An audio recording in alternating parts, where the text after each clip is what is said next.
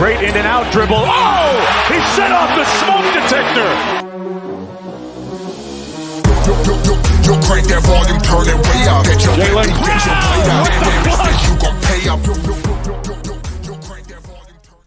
What's up, everyone, and welcome in to your Celtics source, home of your 43-18 second place Boston Celtics. The Celtics are coming off a big win, short-handed win against the Denver Nuggets on Sunday, but I wanted to take the time to talk about Friday's game against the Cleveland Cavaliers and what a potential Eastern Conference Finals matchup could look like between these two teams, because they split the series, right? Both teams winning a game on the road and a game at home, or winning and losing a game on the road and a game at home. And you know, every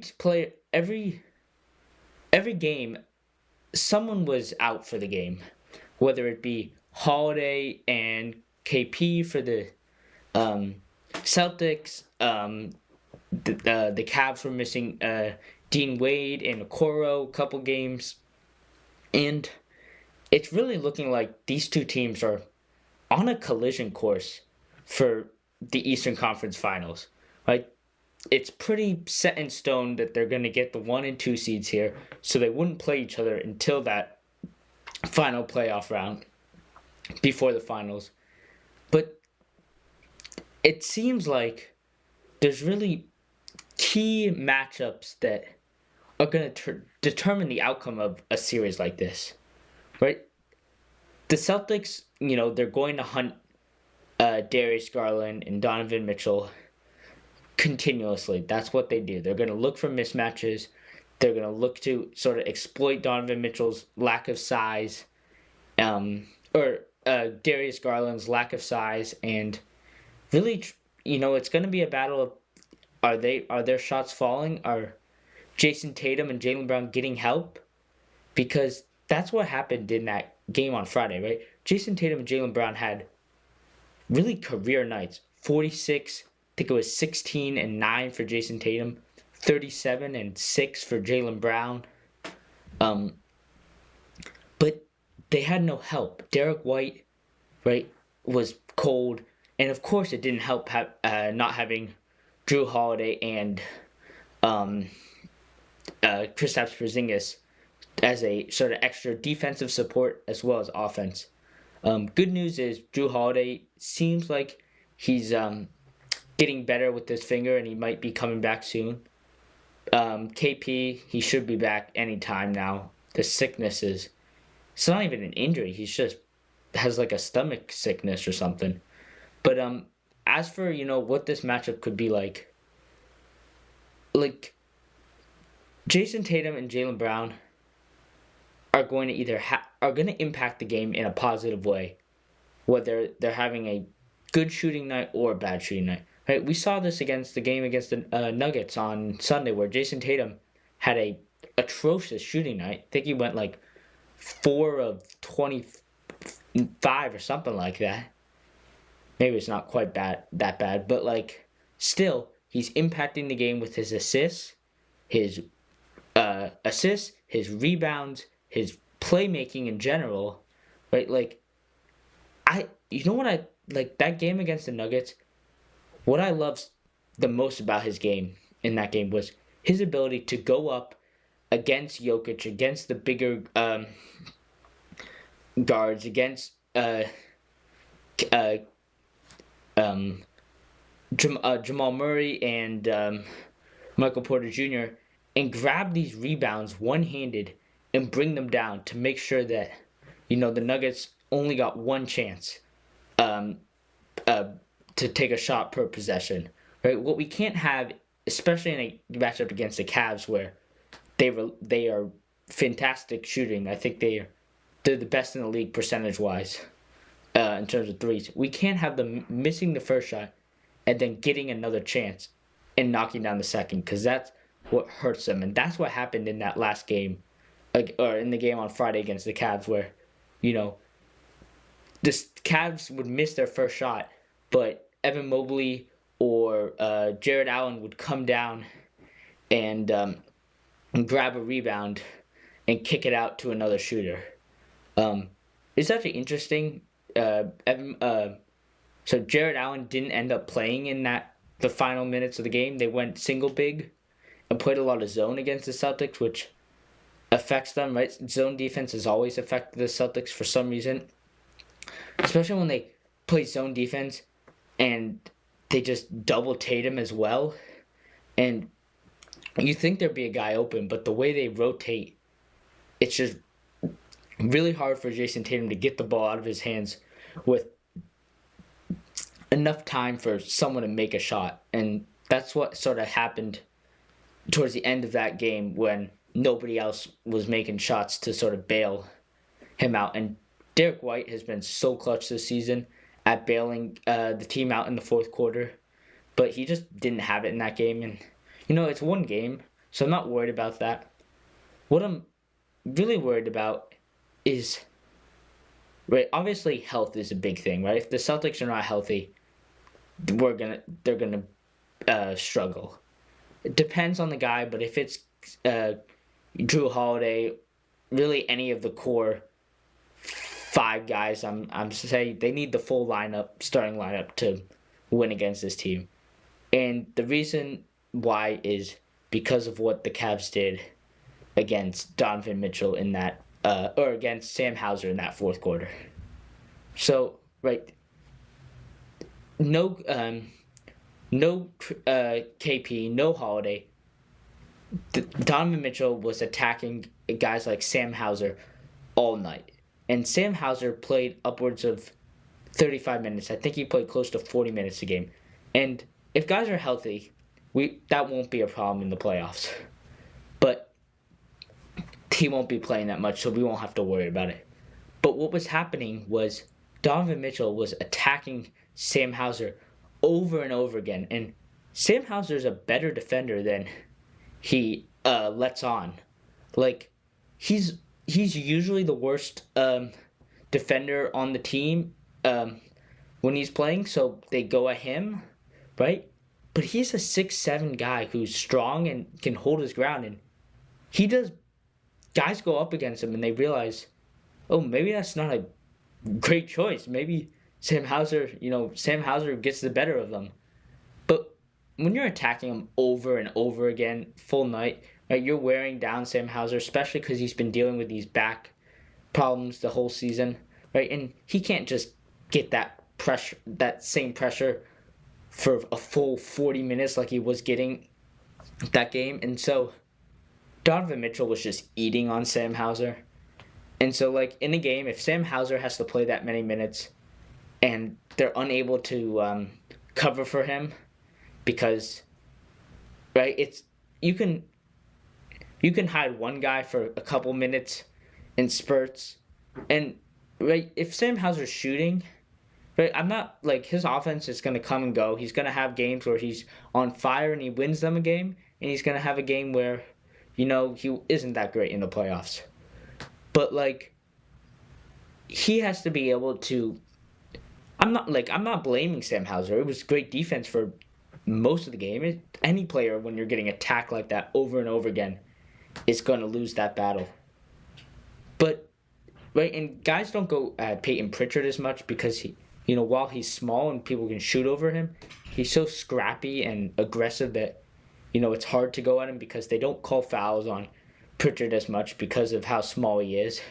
So Peyton Pritchard can do a better job against guys like Donovan Mitchell, and Peyton Pritchard has the speed as well and the agility to sort of move back and forth and hold his position. But as for the Sam Hauser stuff, the Celtics got to figure out a way in those games if Sam Hauser's being attacked like that to, find a way to cover for him, find a way to switch guys, play some zone defense maybe, which they tried. It didn't work quite as well. It also didn't help that Queta was just not great in that game. Queta was like, he was getting the initial, right, Donovan Mitchell would get by Sam Hauser, and you get to the rim, and Queta would contest his shot a couple of times and made Donovan Mitchell miss somehow on his floaters and whatever. But he leaves his ground, and Evan Mobley gets an easy putback dunk. And those shots for Donovan Mitchell, the floaters are almost as good of a dunk based on how good of a shot maker he is. Tough shot maker, to be exact.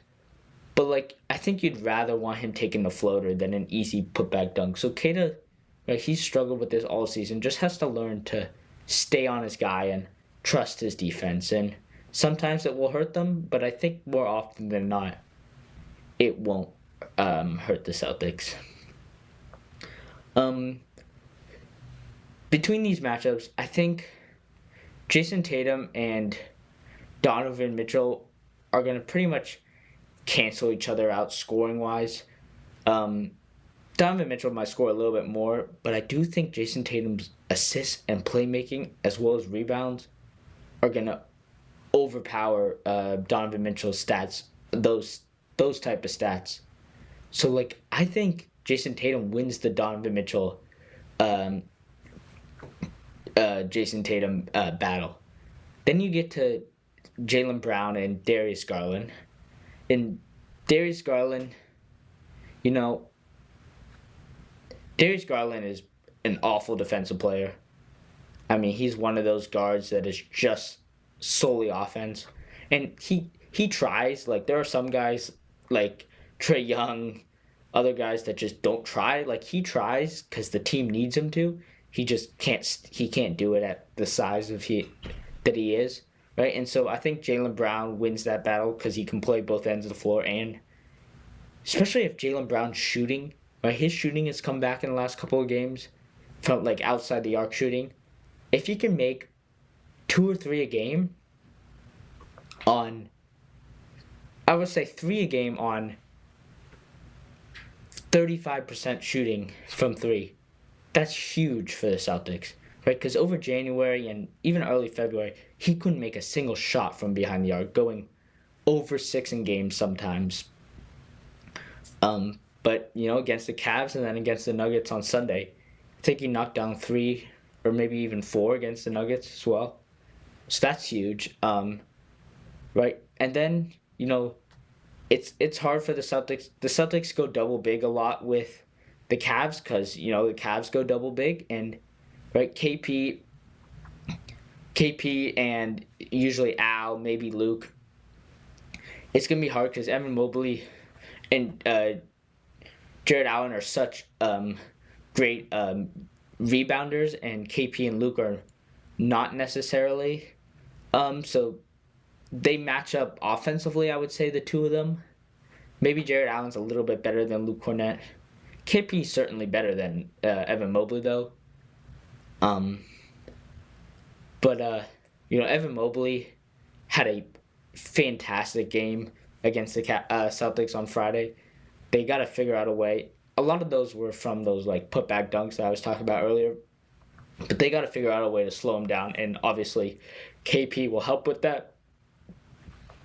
And then, Derrick White and Jrue Holiday against maybe trying to think who would start for them, because they've been mixing it up recently in those last 2 spots, or last spot for the Cavs.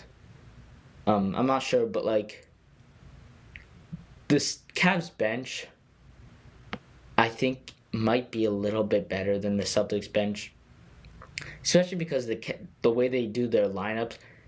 The Celtics always play Jayson Tatum, or usually play Jayson Tatum and Jaylen Brown for full quarters at periods during the game. Right? Not every quarter, but a lot of times they'll play a full quarter. And the Cavs do a lot of mixing up. Every player plays every quarter. And that really hurt the Celtics because Donovan Mitchell would come on, and maybe Jaylen Brown is the only guy on the score on. You have Jaylen Brown and, like, Derrick White, and then it's all bench crew. And, right, Donovan Mitchell's attacking the bench crew, Sam Hauser and specifically. And Derrick White and Jaylen Brown are just not at the same playmaking level as Jayson Tatum. That, their offense staggers a little bit with those two running the offense. Jaylen Brown's gotten better, but Jayson Tatum's just taken a elite level giant jump this year. So, if he continues to do this, he'll be in the MVP race. He's got to be in it at some time in the next couple of years if he continues to improve his playmaking besides his just raw numbers. I think the bench, especially when it's a couple guys from the Cavs and a lot from the Celtics, the Cavs are tending to win those minutes. And that's less of an issue in the playoffs because, right, everyone plays more in the playoffs. But it could be an issue in a couple minutes where Jayson Tatum is off the court. Jayson Tatum has become sort of a one-man show, even though there's so many good players on this team. The team is just so much better when when his usage is up, when he's making the plays. So I'm gonna wrap it up here. 20 or so games to go here, and then playoffs start. You wonder if the Celtics will start to rest guys, give guys days off, do a lot. They still got to win games, right? The Knicks are not that far behind, but you might sort of see different lineups out there trying to try new things. 2 big games in the upcoming days against the Lakers and the Oklahoma City Thunder, which we have to win both of those. Especially the Lakers, the way we lost to them in Los Angeles a month ago or so. I'm doing a new podcast with my friend Cole on just Celtics and really the NBA as a whole from a Celtics perspective. And so the first couple episodes will come out this week. We'll probably do about an episode a week. I don't know exactly right now. But please like and subscribe, follow on social media. Make sure to check out my game reactions after almost every game. Sometimes we do even live game reactions. So until next time, go Celtics. It's over. Time to say it again, Boston. Anything's possible. Banner number 18 has been secured.